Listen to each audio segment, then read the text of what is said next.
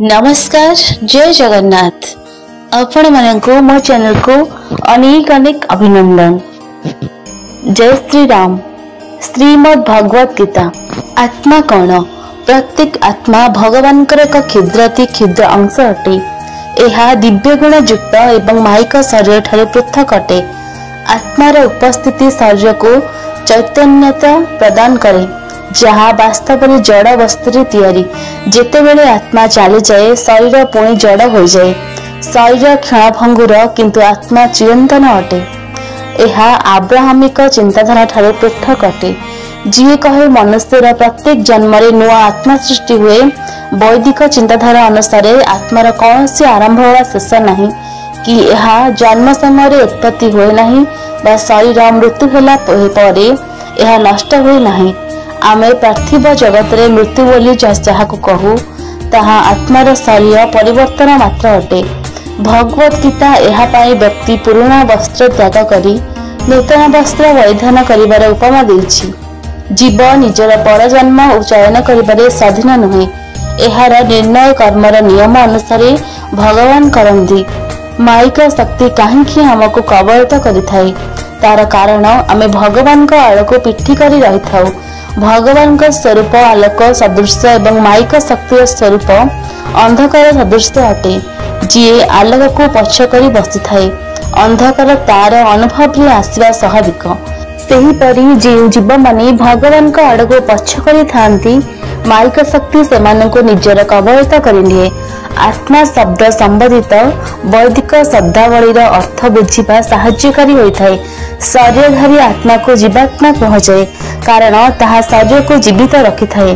भौतिक क्षेत्र में आत्मा पाई उभय आत्मा और जीवात्मा शब्दर व्यवहार करा जाय थाए। जीवात्मा सहित भगवान मध्य शरीर मध्य अवस्थान करिथांती तांको परमात्मा कहा जाए। प्रत्येक जन्म रे जीवात्मा जो शरीर को जाए ताहा सहित से मध्य जाइथांती। परमात्मा जीवर कार्य रे हस्तक्षेप करंती नहीं केवल नीरव साक्षी भाव रही थांती। जीवात्मा तार चिरंतन साथी को भूली जाई भौतिक शक्ति को उपभोग करिबारे व्यस्त रही थाए। गीता रे आत्मा शब्दर व्यवहार भिन्न भिन्न अर्थरे करा जायछि। केते क्षेत्र रे ताहाको शरीर मन बुद्धि ठारू भिन्न केवल जीवात्मा प्रत्येक जीवर आत्मा भावरे करा जायछि। बेले बेले ताहाको जीवर संपूर्ण व्यक्तित्व भावरे शरीर मन बुद्धि सहित वर्णन करा जायछि। केतेबेले आत्मा को मन अर्थरे आउ केतेबेले आत्मा को बुद्धि भावरे मध्य वर्णन करा जायछि एवं केतेक क्षेत्र रे परमात्मा अर्थरे मध्य व्यवहार करा जायछि। भौतिक प्रकृति माइक शक्ति बा प्रकृति भगवान का विरोधी शक्ति नुहे बरं यह तांकर अनंत शक्ति मध्य गोटी अटे। विनाश व प्रलय उपरांते प्रकृति भगवान का मध्य सुप्त अवस्था थाए। से जेतेबेले पुनर्बार सृष्टि करने को चाहती से प्रकृति आड़ को दृष्टिपात करी सुप्त अवस्था जागृत करने को आरंभ करती। तापरे यह सृष्टिर विधि विभिन्न स्थूल व सूक्ष्म उपादान भावे प्रकटित हुए। माइक शक्ति बा माया गोटे स्वरूप सृष्टिर संरचना करिथाए एवं अन्य स्वरूप जीव को जीवन और मृत्युर संसार व बंधन रे बांधि रखिथाए। माया आमको निजर दिव्य आत्मारूपी वास्तव परिचय को भुलाई दिए एवं आमको यही भ्रम रखि थाए जे आमे स्थूल शरीर अटू। सेथिपाई आमे दैहिक सुख निमंते संसार प्रयत्नशील रहू। अनंत जन्म माइक जगत अन्वेषण करने पर आत्मा उपलब्धि करिथाए जे जेउ असीम विद्यमानंद से इच्छा करुछि ताहा ए माइक संसार रहे भगवान का ठारू प्राप्त हेबो। तेणु परिपूर्ण अवस्था को प्राप्त करने से योग मार्गर अनुसरण करने आवश्यक। आत्मा जेतेबेले भगवान का सहित पूर्णतः मिलित होता है से माया शक्तिर कबल मुक्त हो जाए।